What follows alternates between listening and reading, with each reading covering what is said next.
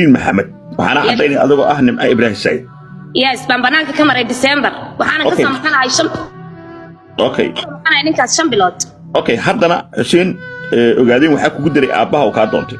yes waalidkayga ay gudray gabadh kaaladeeda yaa dhiibay soo aabaheed maaha okay hadii aan la hadlay Ibrahim Said wuxuu caddaynayaa in ninkaasi ay maxkamad sharci kaga furtay haddana ninkaas uu ku siiyay aabaha ba caddaynaya nacamtu billahi okay ما دي أوغلانيسا بريتو إن أشجع إن إيسا عن ورثته وحقبه وبريتو شنت قبل ما محكمة كيانو ونجستو بس شجع نروح وكحد لاي واحد ورثني سيد ورثاني وحبيك مجال كوده كو أنا محارب هنا كوش شجع فاستلي جسور ريحية الدل ما أوغلانا يو واي نحن نسقطان ونكو أوغلان وإيش الله إنه أنا شرفت إذا عيب يدور بينا أو يعني رجل عنا هذا مع النادر كي بنقول سدي استقال فاستديها ويسوري حنا يمكن كيك أوت وان لاقي ما فهمت واي لا بتاعنا كحرق هذا عبدين وان هيستا ما فهمت واي marka daadiga hawiyina waan si salaamaya fastadana waan laagay may orto meesha adeer leeyahay aabahay iyo dadkayga iyo maxkamadda cadeyn wax walba u baadin diyaar baan lahay ma fahmin orto adeer aniga hawiye iyo ka hadli maayo orto dulmi baad ka sheegaynaysaa sababta ma taqaana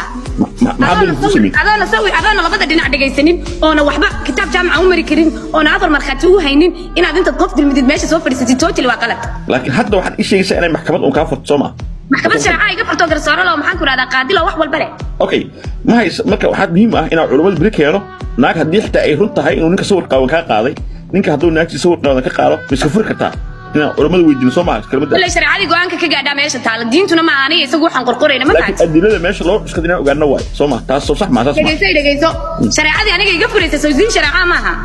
laakiin ina ogaana Soomaa laakiin culimada aan weydiino hadii gabar uu nin qabo oo sawir qaawan ka qaado hadii run tahay